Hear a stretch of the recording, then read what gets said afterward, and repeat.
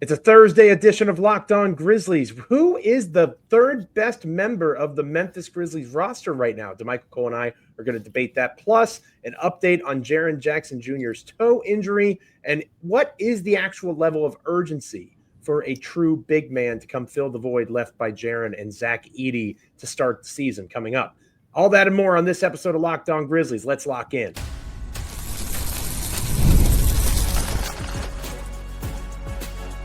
You are Locked On Grizzlies, your daily Memphis Grizzlies podcast, part of the Locked On Podcast Network, your team every day. Thank you for being with us on this installment of Locked On Grizzlies. I am one of your hosts, Joe Mullinax, and as always, it's good to be able to say one of your hosts because that means Damichael Cole, the incomparable Damichael Cole, the talented Damichael Cole, award-winning Damichael Cole of the Commercial Appeal there in Memphis, Tennessee, is with us, my co-host here on Locked On Grizzlies. Today's episode is brought to you by Monarch Money. Take control of your finances with Monarch Money. Use code LOCKEDONNBA at monarchmoney.com for 50% off your first year. We're free and available wherever you get podcasts. As proud members of the Locked On Podcast Network, your team each and every single day. Like, comment, rate, review, subscribe on Apple, Spotify, Amazon, Google, YouTube, literally anywhere you get a podcast. Make Damichael and I part of your NBA and Memphis Grizzlies content consumption each and every time that an episode drops. Damichael and I truly appreciate it. And Damichael, the comments have been hopping, right? Whether it's me mispronouncing drop pick names or folks saying that I'm bringing you down with me. My negativity is bringing you down. They're saying it's my fault that you see the Grizzlies as a play-in team coming out of yesterday's episode. Funny how that works. Funny. It always goes back to you, Joe, huh? It always goes back to you. It always comes back to me because you know what? When you think, on Locked On Grizzlies, who do you think has the bigger pull and sway when it comes to influencing opinion? Is it the big, loud, old guy that has been screaming into the void for the last 12 years? Actually, probably yes. The incomparable actual beat writer for the Memphis Grizzlies. You really think Damichael is going to be swayed by my opinion? I'll take it as a compliment, to be honest with you. Safe to say Damichael is a free thinker. And you can be persuasive, Joe. Unless it has to do with Ty Jerome, we agree on most things. Speaking of agreeing on most things, we're going to put that to the test here to start the program, partner. Taking a look at the third best Grizzly on the roster right now. So we're going to put Jaren's injury to the side. We're not going to worry about that. Again, we'll worry about that later on in the show. But right now, Jaren is 1B to Ja's 1A, or you could pretty easily argue it's vice versa, at least for the moment, right? Jaren 1A to Ja 1B. That can flip pretty easily from night to night on a nightly basis, to be truthful. But who is the third best Grizzly? I'm going to let you have the floor first here, sir. I have a feeling that we're going to agree on this one. I know what you're thinking. You're thinking I'm going to say Santi Aldama. That's what you're thinking. I know you, Joe. I know you. I know you very well after a couple years and some change on this show. But you know what? I'm going to start off. I'm going to play into that a little bit first. I think right now, at the present moment, Santi Aldama is the third best player on the Memphis Grizzlies. When you talk about production, when you talk about comes into the game, he gives you the three-point shooting. He averaged over 6 boards a game. And then there's the playmaking standpoint, right? When he was in the starting lineup, he averaged over 4.5 assists per game. So we're probably, we'll talk about it in the next segment a little bit. We might see him in the starting lineup a little bit more. So Santi Aldama just having that reliability of a guy who can step into the starting lineup, he can close games. He right now is the third best. But here's the but, Joe. I think before we get, I won't even say to the end of the season, about the halfway point of the season, Jalen Wells should be the third best player on the Grizzlies, hands down. Wow. Hands down. I'm intrigued. This summer is a huge one for Jalen Wells. This is one of, I think, with the way that this offseason has gone, Jalen Wells and Zach Edey are two players that need to, you talk about if you don't want the Grizzlies to be a play-in team, Jalen Wells and Zach Edey will have to be the reasons they're not a play-in team, in my opinion. Those two players in particular, you know what you're going to get from Ja, you know what you're going to get from Jaren Jackson Jr. on most nights. But when it comes to who's going to be those next players to step up, it's got to be Jalen Wells. It's got to be Zach Edey. But in Jalen Wells' case in particular, you know he's going to shoot the three-pointer decently well. He's going to compete on the defensive end. He's 6'7". He's going to be bigger coming into the next season. You you remember he injured his right wrist, and he had all that time working on his left hand. Well, guess what? Summer League's coming up here soon.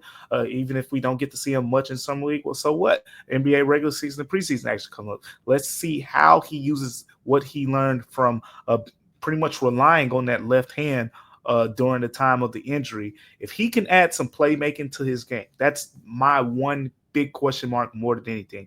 And this happened with Desmond Bane. This has happened with some other guys. It's not unrealistic that a guy goes from being particularly a spot-up shooter most of his first season and then takes a playmaking jump. Because quite frankly, Jalen Wells wasn't asked to do that, and he was like the fourth or fifth option within the offense. Now, as the offense shifts a little bit, he's talked about the idea of being able to play and pick and roll a little bit more, being able to have the ball in his hands a little bit more. And if that's the case, Joe, I'm expecting the offensive leap where we're talking about a more well-rounded offensive game. Not he doesn't have to be Desmond Bane. He doesn't have to average 4.5, 5 assists. Just show the ability to, hey, when teams close out, I'm going to attack the closeout. I can go here, I can go there, or I can score it. You add that with his ability as a mid-range shooter, with his ability as a three-point shooter. I like the idea of him becoming the third best player, hands down, on this team going forward. I could 100% see that happening. I think that there is a realm where that is the most likely scenario, to be honest with you, for these Grizzlies. And I also agree completely that if you want this team to be better than the 9th or 10th best team in the Western Conference, what Damichael just said has to happen. Those two guys. Right now, I agree with you. Santi Aldama is the third best member of the Memphis Grizzlies. However, I am going to divert a little bit. And this might surprise you a little bit because you, again, we know each other. You might think that I'm going to say Ty Jerome. That is not who I am going to say. Good. I have fully drank the Kool-Aid. The third best player of the Memphis Grizzlies by the end of the 2025-2026 season is going to be Cedric Howard. This dude should have been the second pick in this draft. The second pick, according to somebody whose basketball opinion I followed back to when Chris Vernon was on Yahoo Sports 730 back in the day. All right. So I have followed Coach Thorpe for a long time. Henry Abbott, the True Hoop guys. I respect them a good bit. And I read that article. I was already in on Cedric Howard. You and I had talked about Howard and being one of the two guys we would trade up for in the draft, and it came to fruition. I read that article. And Damichael, I'm not saying that this guy is Kawhi Leonard because I don't think that's fair to him. Do I think this guy could have the impact on Memphis that J-Dub did for Oklahoma City 3 years from now? I absolutely think that's possible. And I think that this is a guy who has the mentality. You read the quotes from this dude saying that he thinks about killing the guy in front of him when he's playing. This guy was compared to Michael Jordan in the Coach Thorpe article on True Hoop. And in terms of his mentality, was compared to Kobe Bryant in the wake of the draft. I don't know what I'm missing in terms of how this guy doesn't succeed. Now, the one glaring hole in his game, kind of similar to Wells. He has to work on his handle. And you and I have talked about that a little bit. That is the one thing that you look at and you say, is how's that going to translate from 6 college games to the NBA? I'm much more worried about that than his shot or his finishing at the rim or anything like that. I do think he'll have a slow start. I think that is very likely. However, I think he's going to figure it out. And once he figures it out, the sky's the limit for this kid. Joe, I tell you, if you're right, the championship window is sooner than later. And maybe not this season, of course. No, if he's the third best player on the Grizzlies this season, they're probably a play-in team. I think that's the reality, but that is good for the long term if that becomes the reality. Huge for the long term because, I mean, the potential that he has his numbers, I just can't get past the fact that he shot 72% That's on absurd. 2-point field goals. And Thorpe said in that article, like you go watch a college basketball practice and kids going against a coach with a stick doesn't happen. Don't shoot 72%. This dude did it across 2 years of Division I basketball. It does not happen, Joe. And I'm mesmerized with those numbers. But you know what? I like the selection and I'll kind of lean into it a little bit and say that I think, you know, as good as Jalen Wells played as a rookie, we could be talking about Cedric Howard potentially having a bigger impact as a rookie. Now, is he going to be the third best player by the end of the season? I don't know. I just think the opportunity, the trust with Jalen Wells is going to be there for him to do more. We'll see how he takes advantage of that and whatever the case may be. But I like it, Joe. I tell you what, if you're right, based on what we know about the rest of this team, the ceiling and everything that's going to be going forward, I mean, they really are going to enter a championship window if this guy truly turns into the third best player on the team in the next year or so. Cedric Coward is going to be undeniable. That is my bold prediction. Spoiler alert, when all the season preview stuff happens here in a few months, Cedric Coward is going to be undeniable. He's not going to start as a starter. He's going to win that job. Yeah. It's not going to be because KCP is bad. I do believe Caldwell Pope is going to have a better season this coming season than he did in Orlando this past year. It's going to be because Coward's that good. And I am excited about that kid. So Damichael and Can't wait to watch him. Agree. Yeah. Santi is the best right now, right? But we see the team evolving in the games and weeks and months to come. And whether it's Jalen Wells, whether it's Cedric Coward, important to point out both of those guys under team control for the foreseeable future. The future is bright. And going back to previous conversations, that is the main cog of the Desmond Bane trade. Even before the Desmond Bane trade, things looked like, oh, well, how are they going to pay all these guys? It is much more fluid now. The Grizzlies are in a much better place to keep this core together for the long term. Let Damichael and I know on X, at Damichael C, at Ja Mullinax. Hit us up in the comments. Who is your third best Grizzly at the moment, and who do you foresee being the third best Grizzly at the end of the season? When we come back here on Locked On Grizzlies, we will talk about Jaren Jackson Jr. We got a pretty quick update, partner. I always like when those medical updates come through quick from the Grizzlies PR folks. We'll talk about that next. Stick around here on Locked On Grizzlies. Today's episode of Locked On Grizzlies is brought to you by Monarch Money. Have you ever wished that managing your money felt easier? I know I certainly do. As a teacher and a football coach, I don't have a ton of money to manage anyway, so I need help. And Monarch Money provides that assistance. Whether it's growing savings, planning a big purchase, or everything in between, Monarch puts you in the driver's seat. It's like having your own personal CFO, giving you full visibility and control over your finances. It's more than a budgeting app. Monarch Money is a complete financial command center. You can track all of your accounts, investments, and spending in one spot. So instead of going to all these different apps and websites, you're in one place managing your money, and not just managing money, but building wealth. It's amazing how easy it is. That sounds like a lot, right? You got credit cards and debit cards and checking accounts, joint accounts with your spouse, all sorts of different things. Don't even mention IRAs and 401ks and all these other letters and acronyms that I barely understand because, again, I'm poor. I don't have a ton of money, but Monarch Money allows for me to manage what little wealth I actually have and feel like I'm building in a positive direction. Take control of your finances with Monarch Money. Use code LOCKEDONNBA at monarchmoney.com for 50% off your first year. That's monarchmoney.com, code LOCKEDONNBA for half off your first year. Damichael, I feel like you got to start doing those Monarch Money reads. You're the one who has the wealth to manage. I'm a lowly. You are the incomparable Damichael Cole. I'm sure the commercial appeal supports you very respectfully, and you don't have to answer that for the record. That was, again, we have to do this every once in a while on the show. That was Joe Mullinax making a comment about the commercial appeal respecting Damichael Cole. Damichael Cole did not bring that up in any way, shape, or form. Let's move on before Damichael gets mad at me. Damichael, speaking of your beat writer job, you had an article that you put out on Tuesday, an update. Jaren Jackson Jr. moving quickly through this turf toe thing. And to be honest with you, a much more positive prognosis in terms of how long he will be out than I was anticipating. 12 weeks is the reevaluation. Which isn't bad. Period, which is not bad at all. If you just line it up and you say, hey, 12 weeks from now, you're talking about the last week of September. You're talking about a time frame.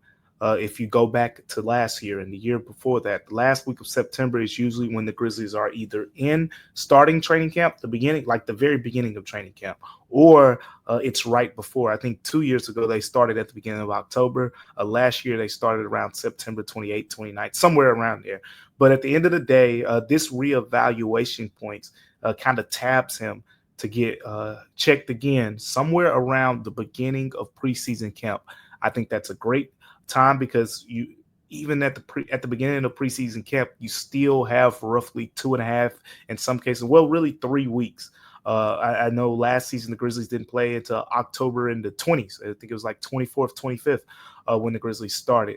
So hypothetically speaking here, if he's reevaluated in in late September or at the beginning of October, there's still a 3-week period for him potentially to get ready for the regular season. So you're talking about a best case scenario here of Jaren maybe playing one preseason game towards the end of the preseason, maybe a couple preseason games, and being ready for the beginning of the regular season. But I think this is good news from the sense that I see worse. Well, not the absolute doomsday scenario. We don't want to talk about setbacks and stuff, but based on this timeline, the worst case scenario is the fact that Jaren Jackson Jr.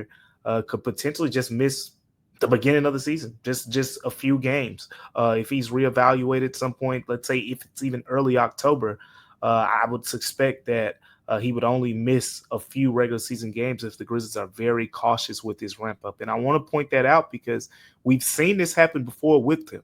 So this is why there's another reason why this is good news, right, Joe? We've seen this happen before, and he missed, I believe, the first 14 games to start the season. Santi Aldama stepped in as the starter. Jaren Jackson Jr. went on to win Defensive Player of the Year that year. So all good on my end, Joe. How you feeling about this injury update from the Grizzlies?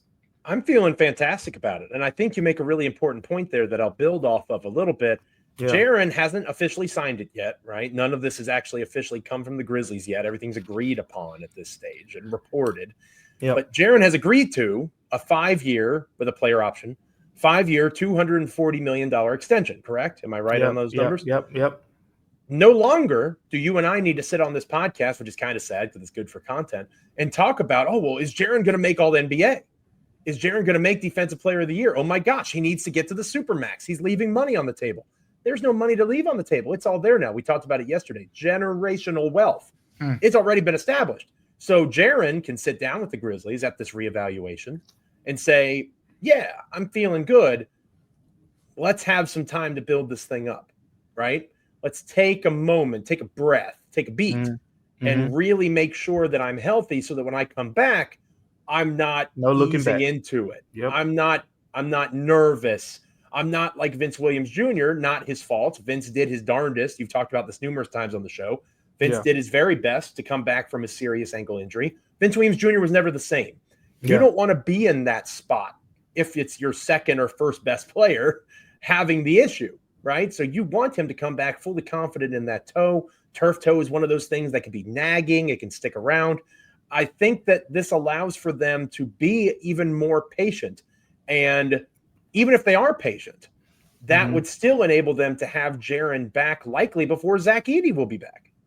Yeah, it's a good case scenario. And I spoke to a couple doctors actually who have experience, with NBA players. It's kind of become my thing now. Like anytime Grizzlies players get like these major injuries, I go speak to these doctors or whatnot about smart. And you learn a lot in that process. And one of the things that stood out was that, with this injury, it's really a football injury, right? We hear about, that's why it's called turf toe. Turf toe, exactly. It's not really the most common basketball injury, but there's a mental adjustment that happens with this thing. Sometimes guys have to change their footwear. Remember when Desmond Bane had that toe injury that he was dealing with? Desmond Bane went to wearing, I believe it was LeBron 20s. He started wearing LeBron 20s, and he's been wearing them in his career for the last 2 seasons, ever since he dealt with that injury. So be interesting to see, the mental component to this, right? I think they said Jaren Jackson Jr. should probably be wearing a boot for a few weeks here. And then it's just going to be a ramp up kind of around the physical part, trying to get the full range of motion. And then it becomes a mental thing at that point, right? He has to trust the toe again. He has to be, able to push off, be able to do everything that he could do beforehand, and basically put himself in a position to trust his toe again. But overall, this sounds like something where he should come back, and when he's back, there should be no looking back. Like I said, he might wear a different shoe, or he might have a certain type of shoe that's going to be suggested or something like that. But that's not really, a major thing when you factor in all the other possibilities. So at the end of the day, I think with the Grizzlies being a team that now has seen 2 starters have surgical procedures done in the offseason, which is wild to say at this point. Joe, we haven't even got the summer league yet. But with that being the case, it is still, I guess there's light at the end of the tunnel, knowing that I think in my opinion, that both of these guys will be back rather early in the season. Probably Jaren a little bit earlier than Edie, but still, Edie, I don't think he'll miss too much time as well. So I put it like this. I think when we get to preseason camp and me and some of the other local writers are there, you'll hear us talking about, hey, those guys will be in uniform. They might not be doing the full 5-on-5 up and down that the other guys are doing, but I suspect they'll be out there doing something, which is a positive in itself, because they'll be able to technically go through camp, even if they're not doing every single little detail or whatever the case may be. It's just nice that, especially for a big who is so perimeter dependent, right? Isolation scoring, pressing off of that foot. You don't realize how important your big toe is until it's gone or until it's injured. Your balance, the way that you press off of it, all those sorts of things, it matters a lot more than you think that it does. Oh, yeah. So I am very happy that the contract stuff has been settled, and we're not going to go down that rabbit hole. A lot of folks aren't happy that the contract stuff has been settled. I personally am thrilled that Jaren has gotten his money because he deserves it. And I'm thrilled that he is going to have a chance to come back fully healthy and not feel like he has to meet some threshold for games. That's just one man's opinion. Let me know on X. Hit us up in the comments. Let Damichael know on X, at Damichael C. I'm at Joe Mullinax. How are you feeling about Jaren? Feeling better? Feeling worse? Again, I'm positive about where it's at, and it sounds like Damichael is as well. As positive as you can be, at least. When we come back here on Locked On Grizzlies, we'll close out this episode piggybacking off of that conversation. What is the urgency to bring in a big in the wake of this Jaren Jackson Jr. news? Stick around here on Locked On Grizzlies. Welcome back to Locked On Grizzlies. I am one of your hosts, Joe Mullinax, joined by my co-host, Damichael Cole, Memphis Grizzlies beat writer for the Commercial Appeal there in Memphis, Tennessee. Very excited to have Damichael with me all the time. I would love to have him on every episode, but he's a busy man. He's got stuff going on. Are you going to Summer League, partner? We're going to talk more about Summer League tomorrow. You heading out that way? I'll be out there. I'm not going to go to Salt Lake City, but I will be out there in the hot city of Las Vegas. So I'm there. Yeah. Oh, I'm going to have to give you some. I know you've been to Vegas before, but there's casinos to avoid and that sort of thing. Just remember, the casinos are big and shiny for a reason, partner. They're big and shiny. The house doesn't lose very often. Yeah, they don't get me. They don't get me these days. There you go. I just walk in and I look up and I look down and I just walk around. That's it. Good. Smart man. So anyway, now that I've given that big brother advice. Yeah, there we go. Here is the reality of the situation. We talked about it a little bit earlier in the show. Zach Edey, out, at least for the first 10 to 15 games. Jaren Jackson Jr., out. Optimistically, he's back a week or so after opening night. Something like that, right? So, and maybe a little bit earlier. So we're looking at a situation where the Grizzlies are down both of their starting bigs. You mentioned earlier in the program when we were talking about the third best Grizzly, we both agree that right now it's Santi Aldama. Sliding Santi into the starting lineup, fairly simple. Maybe you're a believer in Brandon Clark. Shout out to Modern Medicine. Maybe you think BC is going to be ready to rock and roll. In theory, you can slide him to the starting lineup too. Is Jay Huff your only backup center? And that's where the conversation becomes, what is your sense of urgency for a true big man, partner? And if you think that it is urgent that they bring in a big, who would you suggest the Grizzlies try to go get? Well, I think the conversation starts here. We're talking power forward or we're talking center in this case. And I think the need, even though we talked about the Grizzlies potentially missing a power forward and a center at the beginning of the season, I think it has to be a center based on what we know about this roster, based on the makeup of the roster, based on the fact that you have several wings who are what I like to call jumbo wings, right? Like Gigi Jackson, 6'9". He put on some weight going into last season. He's going to put on a little bit more weight now. He's going to continue to fill out. You talked about Cedric Coward in a recent episode. And that makes sense when you think about the 7'2.5" wingspan that he presents, that he could be, an option that could play at the 4 from time to time. But then you got other guys. John Contrast played at the 4 some, one of Joe's favorite basketball players in the world. He can get you a rebound here and there. Hopefully John Contrast is getting traded for whatever bigs we're talking about. Because we have to remember they have 15 contracts. So who are we moving on from? There it is, and Joe just couldn't wait to get that out. He couldn't wait. That was going to be the point that we eventually have to talk about, right? Like, this all sounds good in theory. Who will the Grizzlies bring in? Who could they go sign? But at the end of the day, What makes this tough, what makes this difficult is you're talking about someone has to go. Well, even if you remove the Cole Anthony contract, the Grizzlies are still at 15 standard contracts. They also have 3 two-ways filled. So it's not like, oh, just go get some young cat who can get put on a two-way deal and he plays, some prominent minutes.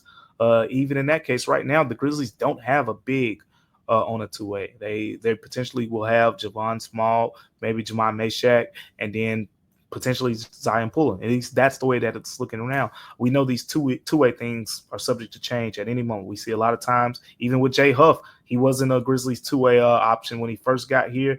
And then I think in Summer League, he replaced, I think it was Trey Jemison at the time. Trey Jemison was on two-way. After Summer League, Jay Huff gets the two-way spot, and the rest is history. But to get into some names, if they go the free agency route, which let's say they make a trade and, they ship out someone for cash considerations, whatever the case may be. But if we're talking about free agents, I'm just going to throw a couple names out there, and it just depends on what you want. What do you want? You want the big physical brute center who's just going to do his job, or do you want the center who's a little bit more of a splash play? And the splash play at this point, like at the end of the day, we're three days or so into free agency. Look, there's no huge names out there, so to speak. So you just got to deal with it. But Thomas Bryant is a guy who has the ability to shoot three-pointers, very offensively gifted center. The reason he's still available because he is not a good defender, so to speak.